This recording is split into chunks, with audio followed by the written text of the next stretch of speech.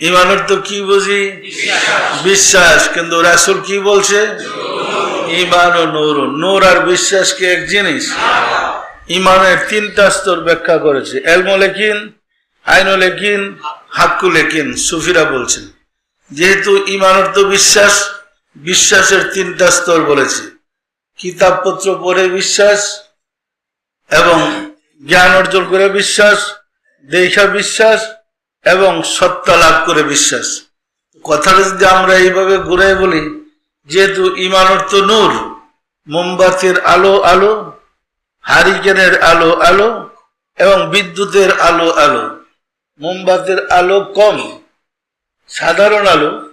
এই বিশ্বাসটা সাধারণ বিশ্বাস, সাধারণ ঈমান, যেটা খটকা লাগলে ছুটতে যায়, নিভা যায়। আর হারিকেনের আলো আর একটু শক্তিশালী ঈমান, বিশ্বাস ভালো, সে আলোটা একটু হেফাজতে আছে, ওই কাছের হেফাজতে। ফলে সাধারণ বাতাসে এটাকে নিবাইতে পারে না, দমকা হওয়া এটাও নিভা যায়। এটাকে বলে আইনুল ইয়াকিন, দেখা বিশ্বাস।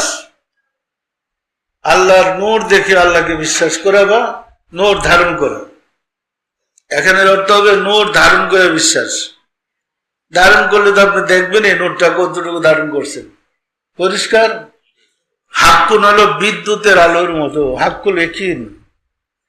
সেটা এমন ঝড় বৃষ্টি যা কিছু আসো, বিদ্যুতের আলো কিন্তু নিপতেছে না, নিববে নাকি? এটা হলো স্থায়ী, চিরস্থায়ী আলো, পরিষ্কার। ওই রকম হৃদয় ঈমান ও নূর প্রথম মোমবাতির মতো জ্বলে, খটকা লাগলে এটা নিভে যায়। এরপর আবার সাধনা করতে করতে জ্বালাইতে জ্বালাইতে হারিকেনের রাতের আলোর মতো জ্বলে, যুক্তি তর্কের পাল্লাই বলে এটাও নিভা যায়। এরপরে টর্চ লাইটের আলোর মতো জ্বলে, ঝড় তুফান এর কাছেও যেতে পারে না, পরিষ্কার। সুতরাং ঈমান কি? বিশ্বাস না নূর? বলেন তো। আমরা কিন্তু শিখছি বিশ্বাস, মানে কত যে আমাদের ভিতরে আরো ভুল আছে, কোরআনের শ্বাসে মাপ দিলে বেরিয়ে আসবে।